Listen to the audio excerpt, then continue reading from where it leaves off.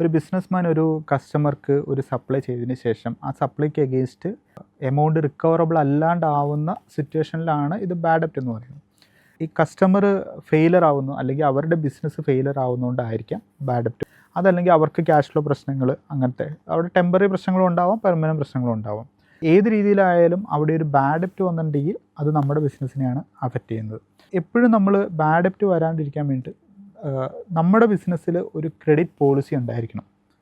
ഓരോ കസ്റ്റമർക്കും എത്ര വരെ നമുക്ക് ക്രെഡിറ്റ് ലിമിറ്റ് അലോ ചെയ്യാം, അല്ലെങ്കിൽ എത്ര ബിൽസ് വരെ ക്രെഡിറ്റ് കൊടുക്കാം, അത് നമ്മുടെ അക്കൗണ്ടിങ് സോഫ്റ്റ്വെയറിൽ സെറ്റ് ചെയ്ത് വെച്ചിട്ടുണ്ടെങ്കിൽ ഇപ്പം ഒരു കസ്റ്റമർ എക്ക് ഒരു 20,000 വരെ ക്രെഡിറ്റ് കൊടുക്കാമെന്ന് വെച്ചിട്ടുണ്ടെങ്കിൽ 20,000 കഴിഞ്ഞാൽ വേറെ ബില്ലടിക്കാൻ പറ്റില്ല. അപ്പോൾ അങ്ങനെ വന്നിട്ടുണ്ടെങ്കിൽ ഇതിൽ ബാഡ് ഡെപ്റ്റ് നമുക്ക് ഒഴിവാക്കാൻ പറ്റില്ല, പക്ഷേ ആ ബാഡ് ഡെപ്റ്റ് വിൽ ബി ലിമിറ്റഡ് ടു 20,000. പിന്നെ ഒരു കാര്യം എന്ന് പറഞ്ഞിട്ടുണ്ടെങ്കിൽ ഫോളോ അപ്പ് ആണ്.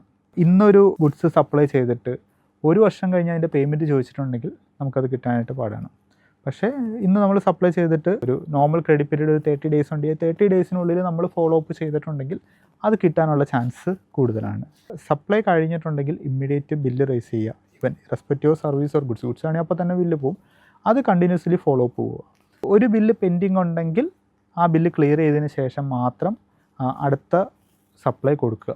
പക്ഷേ ഇതെല്ലാം സബ്ജക്റ്റ് ടു നേച്ചർ ഓഫ് ബിസിനസ്സാണ്. ചില നേച്ചർ ഓഫ് ബിസിനസ്സിൽ അത് പറ്റിയെന്ന് വരില്ല. കണ്ടിന്യൂസ് സപ്ലൈ ഉള്ള ബിസിനസ്സുകളുണ്ട്. ലോങ് പെൻഡിങ് ആയിട്ടുള്ള ഇത് റിക്കവർ ചെയ്യുന്നതിന് സ്റ്റാഫിന് ഇൻസെൻറ്റീവ് കൊടുക്കാൻ പറ്റും. അങ്ങനത്തെ റിക്കവറി ഓപ്ഷൻസ് നോക്കാൻ പറ്റും. അങ്ങനെയൊക്കെ ചെയ്തിട്ടുണ്ടെങ്കിൽ ബാഡ് ഡെപ്റ്റ്സ് കുറയ്ക്കാൻ പറ്റും.